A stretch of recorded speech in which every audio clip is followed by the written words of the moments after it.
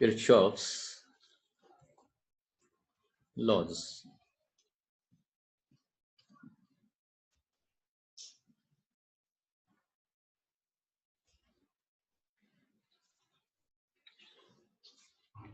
आता Kirchhoff's laws काय आहेत लक्षात घ्या.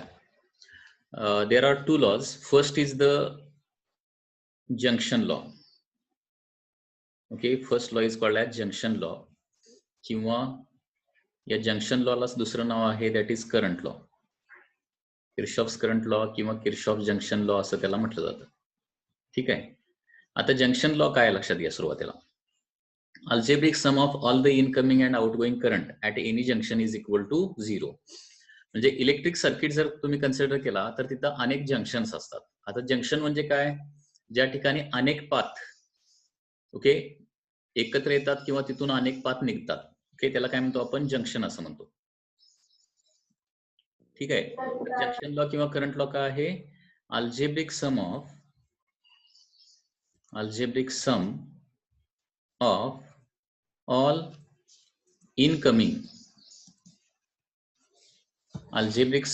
All incoming and outgoing currents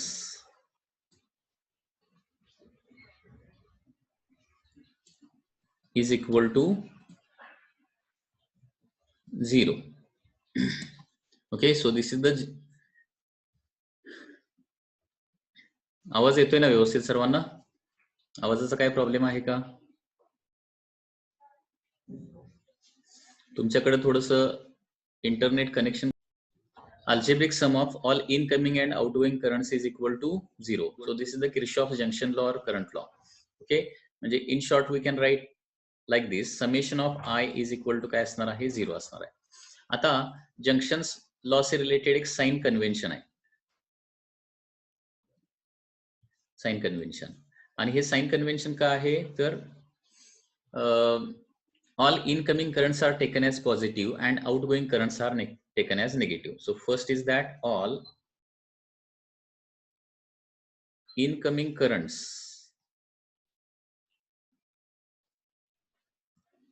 to a junction are positive, and second, all outgoing currents from a junction are taken as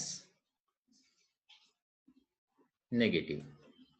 लक्षात येते, all incoming currents are taken as positive and all outgoing currents are all outgoing currents from a junction are taken as negative. So this is the sign convention.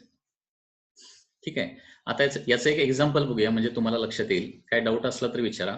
आता हे तर लक्षात आलं का बघा, हे स्टेटमेंट सुरुवातीला लक्षात आले का बघा. जंक्शन लॉ किंवा करंट लॉ का आहे, किंवा याला किर्चॉफ्स फर्स्ट लॉ असं म्हटलं जातं. Algebraic sum of all incoming and outgoing currents at any junction. Okay, at any junction हा वर्ड लिहायचा राहिला. ओके, इथं ऍट एनी जंक्शन हा वर्ड लिहावा लागेल. At A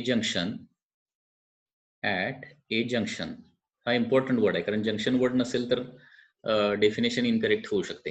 at a junction algebraic sum of all incoming and outgoing currents is equal to 0. So summation of I is equal to काय असणार आहे, 0 असणार आहे. साइन कन्व्हेन्शन काय आहे, इनकमिंग करंट जे आहे ते जंक्शन कडे येणारे जे करंट जे आहेत ते सगळे काय करायचे, पॉझिटिव्ह कन्सिडर करायचे आहेत, आणि जंक्शन पासून दूर जाणारे जे करंट्स आहेत ते काय करायचे आहेत, निगेटिव्ह कन्सिडर करायचे. ओके, याचं एक एक्झाम्पल जर द्यायचं झालं, suppose this is a junction आणि या जंक्शन पासून असे नंबर ऑफ इलेक्ट्रिक करंटचे पाथ निघाले.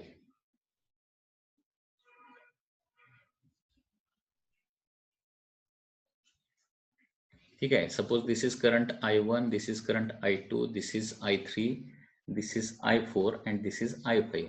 These are the current and this is a junction A. So by KCL, त्याला किर्चॉफ्स करंट लॉ शॉर्ट मध्ये इथून पुढे आपण काय म्हणणार आहे, KCL असं म्हणणार आहे. KCL. So by KCL I1, I2, I3, I4, I5 या सगळ्याची सम काय येणार आहे, 0 येणार. आता याच्यामध्ये पॉझिटिव्ह आणि निगेटिव्ह कोण घ्यायचे आहेत? तर I1, I2 आणि I3, सॉरी I1 आणि I2 हे दोनच का आहेत? इनकमिंग आहेत. So this two are plus. I3, I4 आणि I5 हे सगळे काय आहेत? आउट गोईंग आहेत, आणि त्याच्यामुळे ते काय करावं लागतील आपल्याला? मायनस घ्यावे लागतील. लक्षात येत आहे? So this is Kirchhoff's current law. खूप इझी आहे किर्चॉफ्स करंट लॉ. याच्यामध्ये कुणाला काही डाऊट आहे का? Any doubt related to Kirchhoff's current law? Kirchhoff's current लॉचे काय डाऊट आहेत का?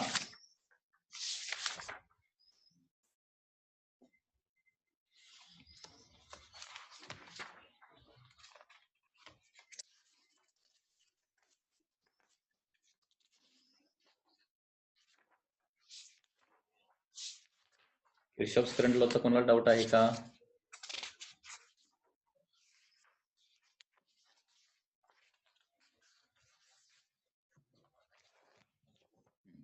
याच्यावर आता एक क्वेश्चन मी विचारतो.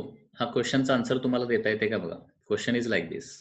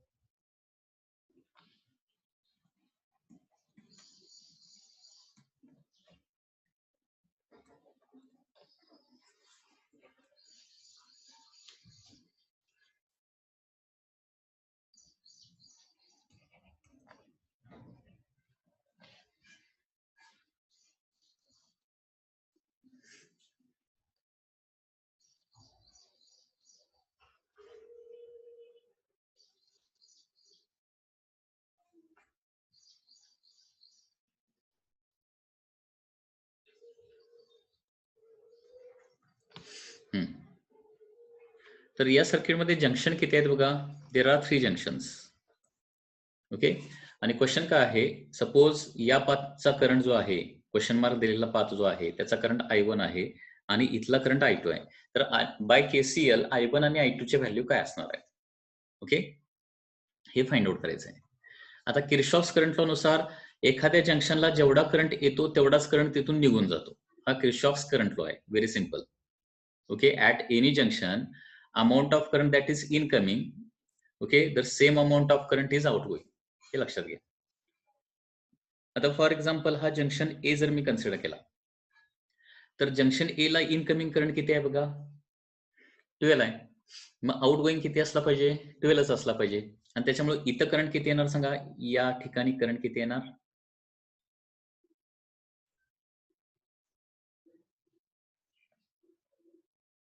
सगळ्यांना स्क्रीन व्यवस्थित दिसते का? काय प्रॉब्लेम आहे का?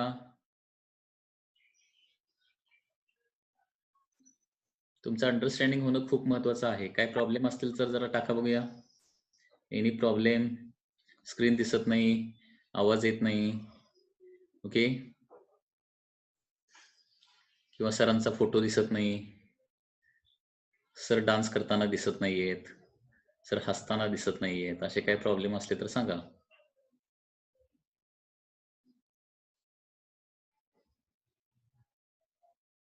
हा,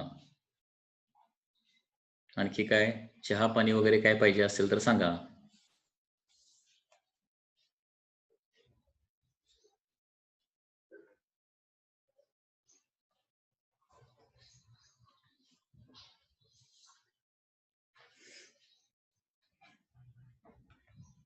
हा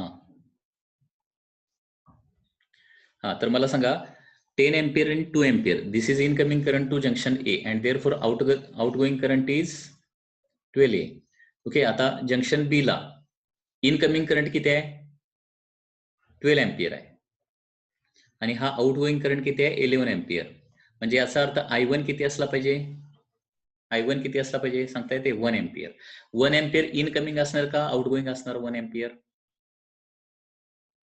I1 जो आहे तो 1 एम्पियर येतोय, तो इनकमिंग असेल का आउटगोईंग असेल? जंक्शन पासून दूर जाणार का जंक्शन कडे येणार? आउटगोईंग. सो I1 येणार आहे 1 ampere and it is outgoing येणार. आउटगोइंग लक्षात येते ॲट जंक्शन बी. सो 12 येणार आहे, त्याच्यातला 11 2 पाथनं गेला, सो आणखी 1 एम्पियर जो आहे तो बी जंक्शन पासून बाहेर गेला पाहिजे. So I1 is equal to 1 ampere. त्याच्यानंतर आता 6 एम्पियर काय आलाय जंक्शन सी ला, किती आलाय 6 एम्पियर इथं आलाय, त्यातला 9 एम्पियर इथं निघालाय 9 एम्पियर. मग I2 किती असला पाहिजे?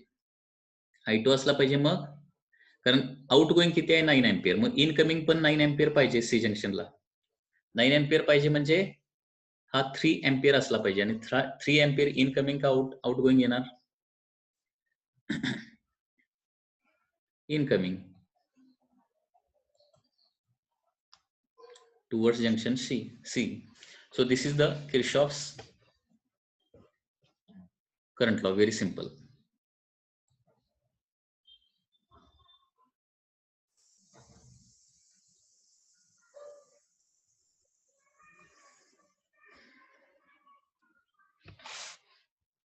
One more problem.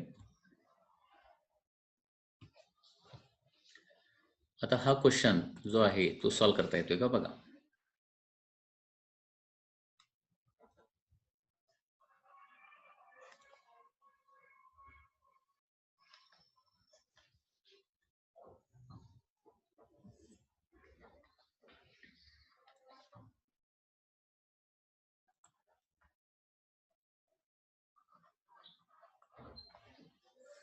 क्वेश्चन काय आहे तर what is potential of this junction P.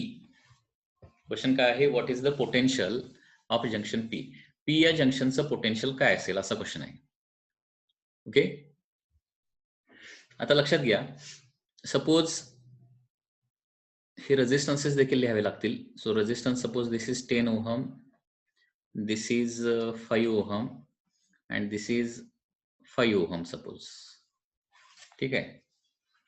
So what is the potential of point P. P पॉइंटचं पोटेन्शियल किती असेल, किंवा 10 ओहम मधला करंट किती, 5 ओहम मधला करंट किती, किंवा या 5 ओहम मधला करंट किती, अँड सो ऑन, हे आपल्याला फाइंड आउट करायचं. हा 5 ऐवजी काय करतो 15 ओहम करतो, 15 ओहम. ठीक आहे.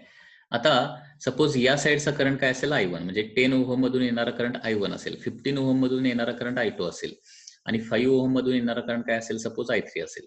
So by KCL, by Kirchhoff's current law at junction P, by Kirchhoff's current law at junction P काय केलंय ते लक्षात येते का. तर I1 plus I2 plus I3 या तिघांची सम काय असली पाहिजे 0. आता याच्यामध्ये इनकमिंग कोण आहेत आणि आउटगोईंग कोण आहेत आपल्याला काहीच माहिती नाहीये, त्याच्यामुळे सगळ्यालाच प्लस साइन अप्लाय करूया, नंतर ते आपल्याला कळतंय. नंतर कसं कळतंय ते बघा.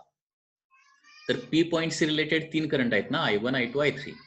ओके, याच्यातले कोण आत या लागलेत कोण बाहेर झालेले काही आपल्याला कल्पना नाहीये, आणि त्याच्यामुळे डायरेक्टली मी काय लिहिलं I1 plus I2 plus I3 is equal to 0 लिहिलं. ठीक आहे. मला सांगा आता P पॉइंटचं पोटेन्शियल सपोज x असेल, x ची व्हॅल्यू आपल्याला काढायची आहे. P पॉइंटचं पोटेन्शियल काय आहे x आहे. I1 किती येणार आहे, I1 करंट. I1 म्हणजे कुणामधून फ्लो होणारा करंट आहे, 10 ओहम मधून फ्लो होणारा करंट आहे. तर 10 ओहम मधून किती करंट फ्लो होईल हे x च्या स्वरूपात काय सांगता येईल. डायरेक्ट तुम्हाला 6 एम्पियर वगैरे असं सांगता येणार नाही. P पॉइंटचं पोटेन्शियल कुठं माहित आहे हे बघा. करंट कसं काढतोय आपण, करंट इज काय करणार आहे त्यातलं क्लिअर दिसायला सगळं कळते मला कळते का. करंट कसं फाइंड आउट करतो आपण, potential difference divided by resistance. आता 10 ओहमला एका साईडला व्होल्टेज आहे 60, दुसऱ्या साईडला व्होल्टेज माहिती नाही ते x आहे, मग पीडी किती असणार आहे, x मायनस 60 हा पीडी असणार याचा, divided by resistance is 10. Directly 60 by 10 येणार नाही हे लक्षात घ्या. आणि कॅल्क्युलेशन करत असताना काय करायचं, मी काय सांगितलंय x मायनसच करायचं, 60 मायनस x करायचं नाही, x मायनसच 60 करायचं. ओके, कारण आपल्याला x जास्त आहे का कमी आहे काही कल्पना नाही लक्षात घ्या. ओके, त्याच्यामुळं जनरली पीडी म्हणजे काय असतं, higher voltage minus lower voltage असतं पोटेन्शियल डिफरन्स. आता प्लस, मग तसं सांग I2 म्हणजे काय येणार आहे, I2 करंट.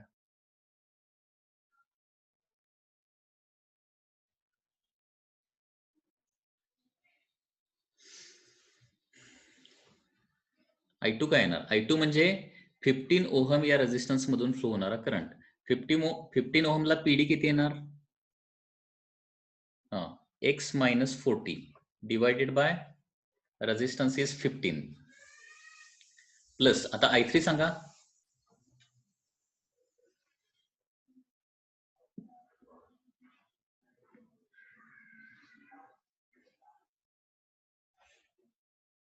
I3 म्हणजे 5 ओहम मधून फ्लो होणारा करंट ना. वरच्या साईडला पोटेन्शियल किती आहे? एक्स आहे. खाली पोटेन्शियल किती आहे सांगा रे? खाली पोटेन्शियल किती आहे? 0. कारण ते ग्राउंडेड आहे. ग्राउंडेड म्हणजे काय? 0 पोटेन्शियल.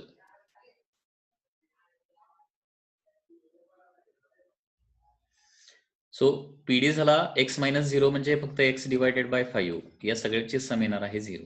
आणि हे सॉल्व्ह करायचं equation. You will get the value of x, that is PD. Okay, आता डिनॉमिनेटर काय करूया? डिनॉमिनेटर 30 करूया. 30 म्हटल्यावर या टर्मला 3 ने मल्टिप्लाय करायला पाहिजे. 3x मायनस 180 प्लस या टर्मला 2 ने मल्टिप्लाय करायला पाहिजे सेकंड टर्मला.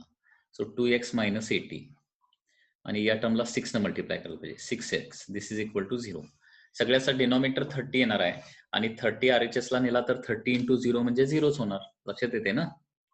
लक्षात आलं का? डिनॉमिनेटर किती केला मी? 30 केला. 30 RHS ला नेला. 30 इंटू 0 30 ना.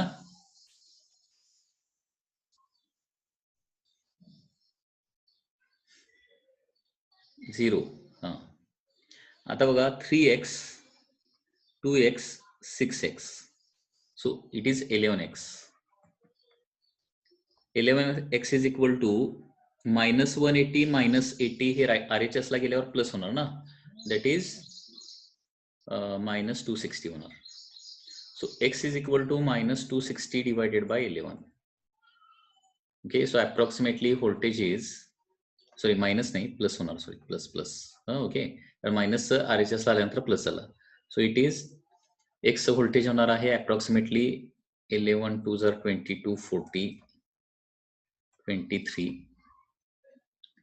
6 23.6 व्होल्ट होणार आहे. सो एक्सची व्हॅल्यू. मग आता मी विचारलं की 10 ओहम मध्ये 10 ओहम मधून करंट कसा फ्लो होणार? कुणीकडे फ्लो होणार? आता तुम्हाला लक्षात आलं की एक्सचं पोटेन्शियल 23 आहे, विच इज लेस दॅन 60 आहे. म्हणजे करंट जो आहे तो 60 कडून, कारण करंट कसा फ्लो होतो? High potential to low potential. म्हणजे 10 ओहम मधून current left to right flow होणार. आता 15 ओहम मधून करंट कसा फ्लो होणार? राईट टू लेफ्ट, कारण राईटला 40 आहे आणि पी ला किती आहे? 23 आहे. आणि तो सगळा करंट जो आहे तो अर्थकडे जाणार आहे, कारण इकडे अर्थला 0 व्होल्ट आणि मध्ये काय आहे? 23.6. आणि प्रत्येकामधला करंट काढायचा झाला 10 ओहम मधला करंट म्हणजे I1 इज इक्वल टू काय येणार आहे? Potential difference 60 minus 23.6. Okay, 36.4 divided by 10 म्हणजे 3.64 अँपियर करंट येणार. I1 कसा लक्षात आला का? पीडी म्हणजे काय? 60 आणि 23.6 यांचं सबट्रॅक्शन. ओके, हा I1 येणार. तसं I2 किती येणार आहे? 40 आणि 23.6 चा difference 16.4 divided by 15. So it is 1.09 ampere approx. And I3 is PD किती येणार आहे? 23.6 येणार divided by 5, that is 4.72 ampere. बघा I1 आणि I2 दोन्ही साइड येणार, त्याचे ऍडिशन होऊन I3 मधून पास होणार. म्हणजे I1 plus I2 should be equal to I3 असला पाहिजे ना. दोन्ही साइडना I1 आणि I2 येणार आणि तो I3 म्हणून जाणार. म्हणजे हे 4 पॉईंट किती येतं? 72 73 येतं. लक्षात घ्या, 4.73 ampere.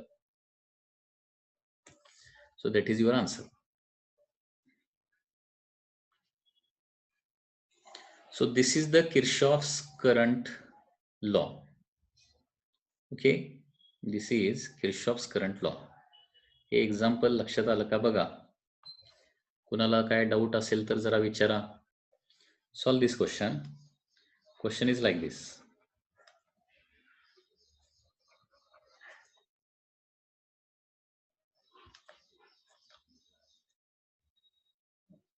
this is 20 volt, this point is at 20 volt, 4 ohm, this is also 4 ohm, this is at 5 volt, and this is 2 ohm. Question is, what is the current in 4 ohm resistance?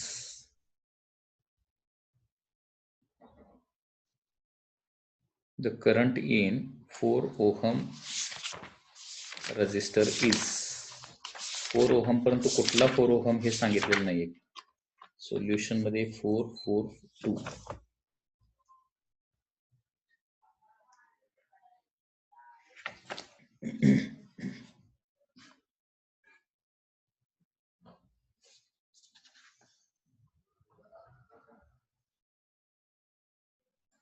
Actually this is 2 ohm. Solution मध्ये बघितल्यानंतर हा 4 नाहीये, हा 2 ohm आहे. So how much is the current flowing through the 4 ohm resistance? Okay, याचा answer काढा रे. तुम्हाला थोडा वेळ देतो मी. आन्सर काय येते का बघूया. -5 डिवायडेड बाय 4 I2 चा आणि I3 चा x बाय 2, कारण की x minus 0 by 2 x by 2 equals to 0. हा, त्यानंतर डिनॉमिनेटर सेम करून घ्यायला I2 ला I2 या I1 आणि I3 ला 2 ने मल्टिप्लाय केलं, म्हणजे 2x minus 40 upon 4 plus x minus 5 upon 4 आणि 2x अपॉन 4. मग ते 4 कॅन्सल होऊन 5x minus 45 is equals to 0. x is equals to 9 volt. Correct. x is equal to 9. मग 4 ओहम मधून करंट फाइंड आउट करण्यासाठी तिथे current is equals to PD upon resistance. मग तिथे पीडी असणार आहे 9 मायनस 5 अपॉन 4 म्हणजेच 1 ampere. Correct. 1 ampere is the answer. कारण पीडी इथं येणार आहे 4 व्होल्ट, कारण एक्स म्हणजे 9 व्होल्ट आहे. 9 व्होल्ट आणि 5 व्होल्टचा डिफरन्स म्हणजे 4 व्होल्ट येणार. 4 divided by resistance is 4, that is 1 ampere is current flowing through the resistance.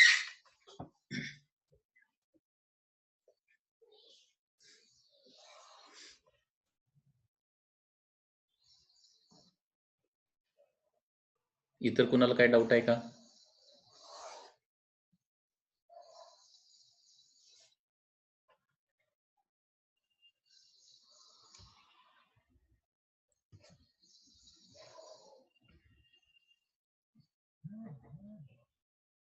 हा, नेक्स्ट किरशॉफ्स व्होल्टेज लॉ बघूया, KVL.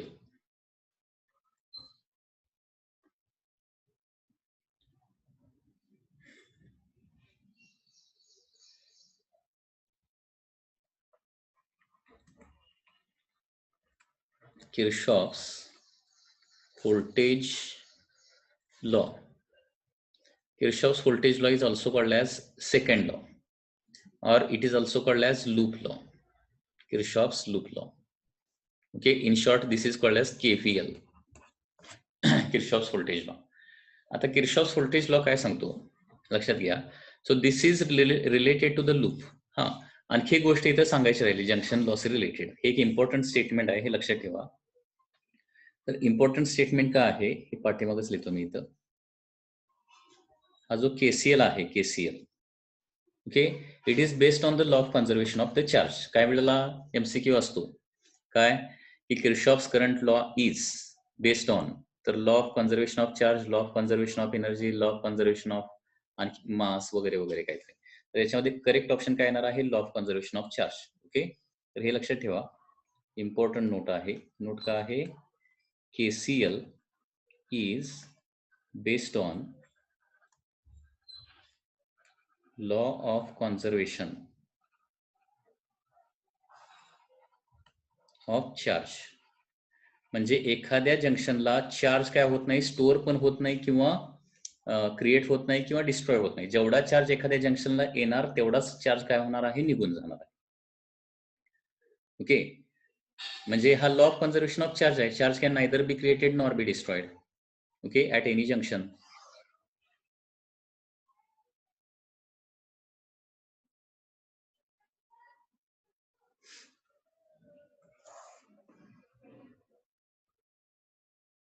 Next is Kirchhoff's voltage law or loop law. So Kirchhoff's junction law जो आहे तो junction एका point से related आहे. तर किरशॉफ्स voltage law आहे जो आहे it is related to the loop. आणि याचं स्टेटमेंट काय बघा. Statement is like this. Around in closed loop, around किंवा अलॉंग, अलॉंग म्हणूया, along any closed loop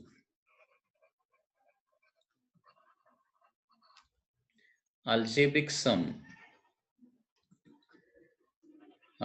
sum of all PD and EMF is equal to 0. is equal to 0. म्हणजे कुठलाही एक closed loop घ्यायचा आणि त्या क्लोज्ड लूपवर जेवढे पीडी आहेत आणि जेवढे ईएमएफ आहेत ते सगळे घ्यायचे. तर सगळ्या पीडी त्या क्लोज्ड लूपवरल्या सगळ्या पीडी आणि ईएमएफ ची सम काय असणार आहे 0 असणार आहे. Okay, so this is the Kirchhoff's voltage law, that is summation of all EMF and summation of all PD is equal to काय असणार आहे 0. Now once again here there is a sign convention. म्हणजे EMF positive कधी घ्यायचा, negative कधी घ्यायचा, PD positive negative कधी घ्यायचा अँड सो ऑन.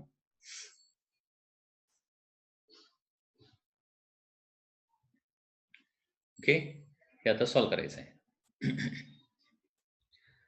तर साइन कन्व्हेन्शन काय येणार बघा.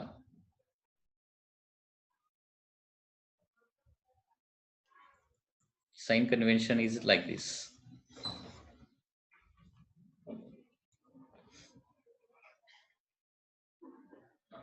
साइन कन्व्हेन्शन काय बघा. If direction of loop and direction of negative to positive of EMF are same, then it is taken as positive. Okay, if direction of loop and direction of negative to positive of battery are same, then it is taken as positive. Okay, otherwise it is negative and vice versa. EMF कधी positive घ्यायचा तर हे त्याच्यासाठी sign convention आहे. जर बॅटरीचं negative to पॉझिटिव्हची direction आणि लूपची डायरेक्शन दोन्ही जर सेम असेल तर काय करायचं, that EMF is taken as positive. आणि अदरवाईज जर असेल म्हणजे काय असणार, लूपची डायरेक्शन आणि बॅटरीच्या निगेटिव्ह टू पॉझिटिव्हची डायरेक्शन, पॉझिटिव्ह टू निगेटिव्ह नाही लक्षात घ्यायचं, निगेटिव्ह टू पॉझिटिव्ह आहे, त्याची डायरेक्शन काय असेल अपोजिट असेल तर काय करायचं निगेटिव्ह घ्यायचं. आता हे स्टेटमेंट वरून तुम्हाला काय लक्षात येणार नाही, ते प्रॉब्लेम सॉल्व्ह करतानाच तुम्हाला व्यवस्थित लक्षात येईल, त्याच्यामुळे जास्त काय टेन्शन घेऊ नका. Okay, second PDC related sign convention काय बघा. पीडीसी रिलेटेड साइन कन्व्हेन्शन असं आहे की if direction of current and direction of loop are same then PD is negative. If